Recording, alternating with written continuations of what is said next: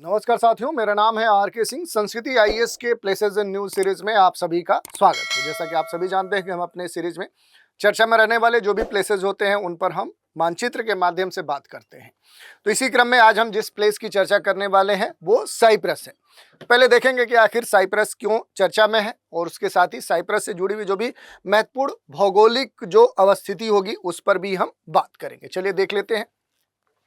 भारत के साथ रिश्तों को लेकर साइप्रस बड़ा ही संजीदा है और इसी कारण से कहा जा रहा है कि अब जो साइप्रस है वो भारत के साथ पूरी तरह से क्या है, वो खड़ा है। और साइप्रस के जो विदेश मंत्री हैं वो इस समय भारत की यात्रा पर हैं। 3 दिवसीय ये यात्रा हो रही है और इसी दौरान कई सारे अहम मुद्दों पर दोनों देशों के जो विदेश मंत्री हैं उनके बीच में वार्ताएं हुई है। साइप्रस मुद्दे पर भी देखें तो भारत के साथ पूरी तरह से एकदम से खड़ा है। भारत और साइप्रस दोनों एक दूसरे के साथ विभिन्न मुद्दों पर सहमत हैं, खास तौर पे आतंकवाद पर भारत का पक्ष रखते हुए विदेश मंत्री एस जयशंकर ने कहा कि न केवल आतंकवादियों के लिए बल्कि उन्हें जो धन मुहैया किया जा रहा है, जो फंड फिनेंस जो अवेलेबल कराया जा रहा है, उसके खिलाफ जीरो टॉलरेंस की नीति अपनानी चाहिए। जयशंकर ने यह कहा कि भारत के साथ खड़ा हुआ तुर्की का जो ये सबसे महत्वपूर्ण जो दुश्मन है साइप्रस, ये अब हमारे साथ बिना किसी शर्त के साथ खड़ा है और साइप्रस ने भी आतंकवाद के खिलाफ भारत की जीरो जो टॉलरेंस की नीति है उसको बिना शर्त समर्थन देने के लिए क्या किया है, ऐलान कर दिया है। और इसी कारण से देखें तो अब साइप्रस भारत के लिए इस समय अहम बना हुआ है। कुछ महत्वपूर्ण बिंदुओं की चर्चा करेंगे। जैसे देखिए, भारत एक महाशक्ति, एक मेगा ट्रेंड है, यानी कि ये साइप्रस की तरफ से कहा जा रहा है कि जो साइप्रस के विदेश मंत्री उन्होंने कहा कि भारत एक वैश्विक का है महाशक्ति, एक ग्लोबल पावर है और एक मेगा ट्रेंड है। और ये एक फैक्ट है, बिल्कुल ये सही फैक्ट है। और इसका जो इतिहास है, जो संस्कृति है, वो दुनिया में सबसे समृद्ध है और इसकी जो क्षमता है वो यूनिक है, दुनिया में अद्वितीय है। उन्होंने आगे ये भी कहा कि हम आज यहाँ एक बहुसंकट के बीच में मिल रहे हैं, जिसका एक जो प्रभाव है वो ये है कि उनकी पहुंच और उनके प्रभाव में कोई अंतर नहीं है। यानी आतंकवाद पर दोनों देश मिलकर काम करेंगे, ये बात यहाँ पर साइप्रस के विदेश मंत्री ने कही है। साइप्रस के जो विदेश मंत्री हैं कोम्बोस, उन्होंने गुरुवार को 55वें स्प्रू जो हाउस व्याख्यान है उसमें भू राजनीतिक जो तनाव है, जो संघर्ष है, उन पर व्यक्त अपनी बातों में ये सारी बातें कही। उन्होंने ये भी कहा कि एक वैश्विक जो महाशक्ति है उस रूप में दुनिया में भारत मौजूद है, ये एक फैक्ट है, ये एक रुझान है। उन्होंने ये भी कहा कि भारत तेजी से बहुध्रुवी होती दुनिया में एक अग्रणी जो आवाज है उस रूप में उभर रहा है।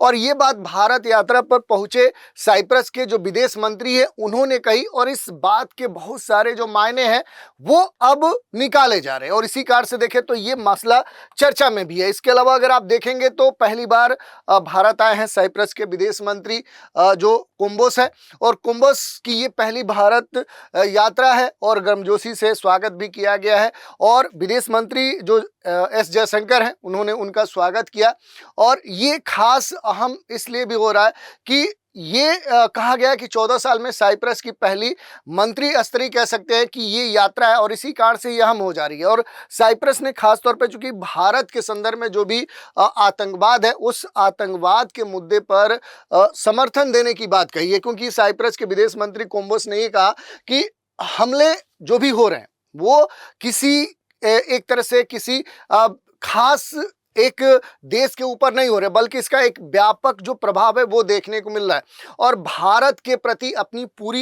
एकजुटता साइप्रस प्रस्तुत कर रहा है। तो इस तरह का जो भी दृष्टिकोण है वो साइप्रस के तरफ से क्या है कि भारत के प्रति दर्शाया गया, जिस कारण से देखें तो ये पूरा जो विदेश यात्रा है साइप्रस के विदेश मंत्री की ये चर्चा में। इसके अलावा देखें तो पीएम मोदी की जो साइप्रस यात्रा हुई थी उसकी भी चर्चा यहाँ पर की गई, जो खास तौर पे देखें तो बड़ा अहम थी, क्योंकि प्रधानमंत्री जब साइप्रस गए थे तो कई सारे मसलों पर दोनों देशों के बीच में जो मुद्दे थे उन पर बात हुई थी, और दोनों देशों के बीच में जो खास तौर पे देखेंगे जो एक प्रगति थी वो देखने को मिली थी।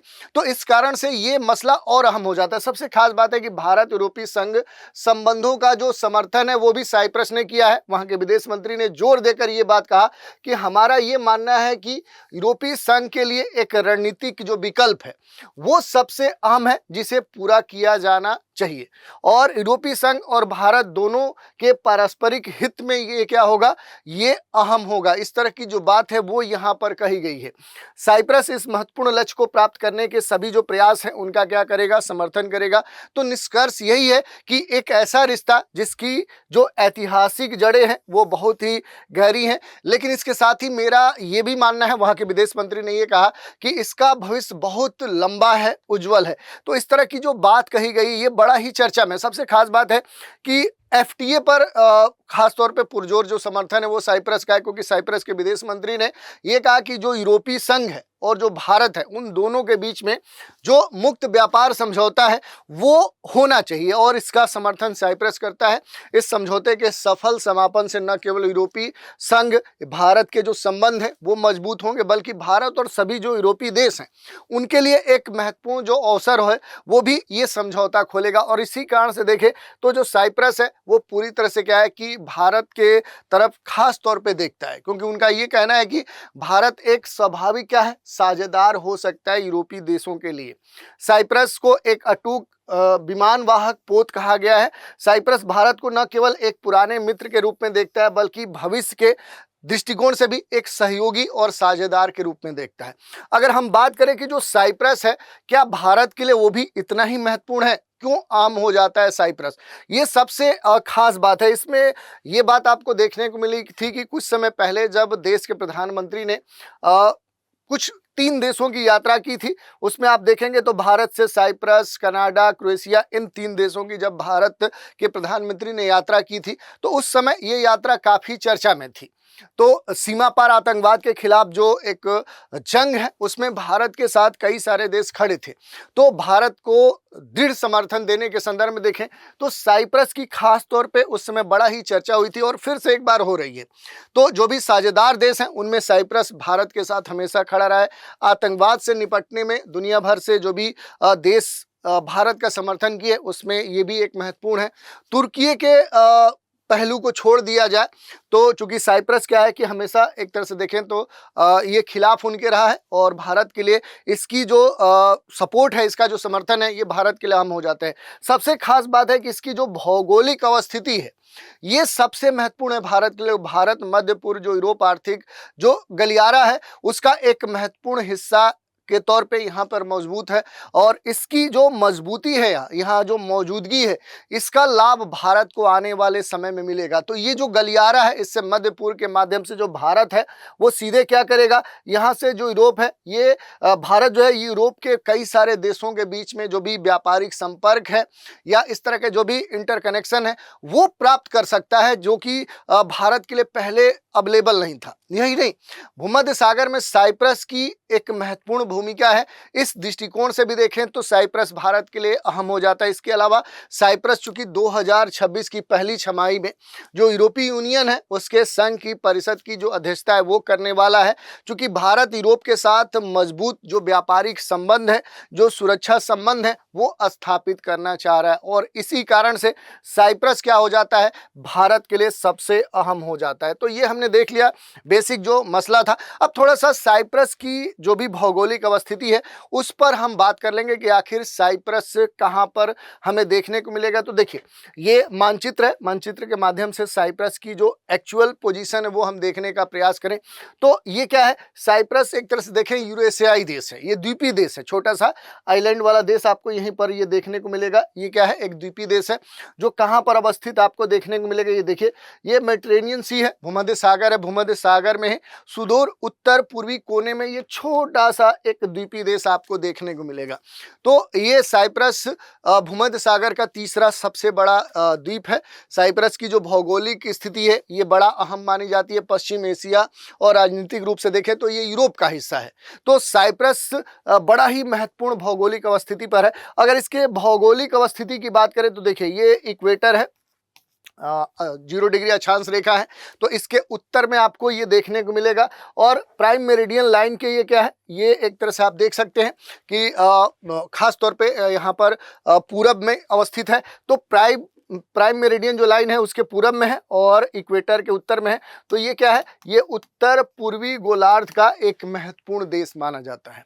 तो समुद्र के पार ये ग्रीस के दक्षिण पूर्व में और तुर्की के दक्षिण में, और इसके अलावा आप देख सकते हैं इसकी जो अवस्थिति है ये टर्की है। टर्की के आप इसको उत्तर में दक्षिण में देख सकते हैं, और इधर से आप देखेंगे तो ये उत्तर में अवस्थित एक महत्वपूर्ण देश के तौर पे यहाँ पर मौजूद है। थोड़ा इसका बड़ा मैप हम देखेंगे, ये देखिए इसका ये जो आइलैंड है इसका ये बड़ा मैप है, आप देख सकते हैं ये इसकी पूरी भौगोलिक अवस्थिति है। आप देखिए ये साइप्रस है। एक और मैप देखते हैं, यहाँ पर देखिए इसका बड़ा जो मैप दिखाया गया है कि ये जो साइप्रस है इसकी जो अवस्थिति है इधर सीरिया के पश्चिम में, आप देखिए तुर्की के दक्षिण में इसकी अवस्थिति है। इसी का भौगोलिक फिजियोग्राफी का जो मैप है वो आपके सामने दिया गया है। भूमध्य सागर में अवस्थित ये एक द्वीपीय क्षेत्र के तौर पर मौजूद है, और ये एक सक्रिय जो पट्टी है इसके खास तौर पे देखें, यहाँ पर देखिए आप देखेंगे तो छोटा सा क्षेत्र है, आपको देख सकते हैं। और इसमें सबसे जो महत्वपूर्ण लोकेशन है निकोसिया, ये इसकी राजधानी कही जाती है। बीचों बीच में ये आपको देखने को मिलेगा। साइप्रस के उत्तरी किनारे पर आप देखेंगे इस तरह से नॉर्थ में अगर आप जाएंगे तो यहाँ पर किनारे पर जो पहाड़ है, पहाड़ की एक बहुत सक्रिय जो पट्टी है वो आपको देखने को मिलेगी। यहाँ पर देख सकते हैं, यहाँ पर लिखा गया है क्रेनिया जो रेंज है उसकी पतली सी जो सकरी पट्टी है वो आपको यहाँ पर देखने को मिलेगी। और द्वीप के दक्षिण पश्चिम भागों में जाएंगे तो यहाँ पर देखिए एक महत्वपूर्ण जो पर्वत है वो आपको देखने को मिलेगा। जो ट्रोडोस माउंटेन है वो यहाँ पर इसका जो विस्तार है आपको देखने को मिलेगा। और यहीं पर सबसे जो महत्वपूर्ण जो पर्वत है माउंट जो ओलंपस है वो आपको देखने को मिल सकता है। और यहीं पर इसकी सबसे अधिक ऊंचाई वाला जो प्लेस है वो आपको माउंट जो ओलंपस है वो आपको यहाँ पर देखने को मिलेगा। इसके अलावा अगर आप देखेंगे निकोसिया के बारे में तो ये इसकी मध्य में अवस्थित राजधानी है। और ये वाला पूरा जो क्षेत्र है ये उपजाऊ मैदान के तौर पे क्या है, ये यहाँ पर साइप्रस में मौजूद है। तो इस पूरे मैदान में देखें तो कई सारी जो नदियाँ हैं वो प्रवाहित होती हैं। और नदियाँ सामान्य तौर पे देखें यहाँ मौसमी तो बहुत सारी नदियाँ हैं, और ये इनका मानसून पर खास तौर पे इनकी जल प्रवाह देखने को मिलता है। और यहाँ पर जो खास तौर पे इसके दक्षिण में जो ट्रोडोस माउंटेन है, ये ट्रोडोस पर्वत से मैक्सिमम कई सारी जो यहाँ पर जो नदियाँ हैं वो निकलती हैं। खास तौर पे यहाँ पर देखेंगे तो जो पेडियोरस जो साइप्रस की सबसे महत्वपूर्ण जो नदी है वो इसी पर्वतीय क्षेत्र से निकलती है। और फिर आगे बढ़ते हुए यहाँ पर कई सारे जो जैसे इधर आप आएंगे तो महत्वपूर्ण तौर पे जो भूमध्य सागर है वो क्षेत्र आपको देखने को मिल सकता है। यहाँ पर कई सारे जो शहर हैं वो देख सकते हैं, जैसे तटीय स्तर पे इपिस्कोपी है, ये एक महत्वपूर्ण शहर यहाँ पर देखने को मिलेगा। जो लारानांका है ये यहाँ का एक महत्वपूर्ण शहर है। इसके अलावा भी जो खास तौर पे देखें तो छोटा सा द्वीपीय क्षेत्र है, तो 2-3 जो सिटीज हैं जैसे लिमासोल है या फिर लारनाका है, फमागुस्टा है, ये कुछ महत्वपूर्ण जो सिटीज हैं उस तौर पे यहाँ पर मौजूद हैं। अगर यहाँ के जलवायु की बात करें कि आखिर साइप्रस की जो क्लाइमेट है, जो जलवायु है वो कैसी है, टेम्परेट जलवायु है, यहाँ की शीतोष्ण जलवायु है या भूमध्य सागरी शुष्क जो कह सकते हैं कि ग्रीष्मकालीन जो जलवायु है उस रूप में यहाँ पर जलवायु देखने को मिलती है। भिन्न भिन्न वर्षा वाली जो सर्दियाँ हैं वो यहाँ पर देखने को मिलती है। और भाषा की बात करेंगे अगर साइप्रस की तो यहाँ पर ग्रीक और तुर्की जो भाषा है दोनों यहाँ पर बोली जाती है। और सबसे खास बात यह है कि ये जो साइप्रस है यूरोपीय यूनियन का खास मेंबर है। 1 मई 2004 को ये इसका मेंबर बना था, और इसी कारण से इसकी इस संघ में जो मौजूदगी है वो भारत के लिए सबसे अहम हो जाती है। तो इस तरह से बेसिक जो जानकारी है इस आइलैंड के बारे में हमने देख लिया, और इससे जुड़ी हुई जो जानकारी है उसको भी आप देख सकते हैं कि यहाँ पर जो भी साइप्रस है उससे जुड़ी हुई जो विशेषताएं हैं, जैसे जो निकोसिया साइप्रस का राजधानी भी है और वित्तीय और प्रमुख जो आर्थिक केंद्र है उस रूप में ये यहाँ पर मौजूद है। तो इस तरह से हमने बेसिक जो जानकारी है वो साइप्रस की ले ली। तो इस तरह से आज के एपिसोड में इतना ही। आप सभी बने रहें, इसके लिए धन्यवाद। अगले एपिसोड में एक नए प्लेसेस के बारे में जानकारी लेकर हम फिर आपसे रूबरू होंगे। तो आज इतना ही रखते हैं। आप सभी हमारे साथ बने रहें, इसके लिए धन्यवाद।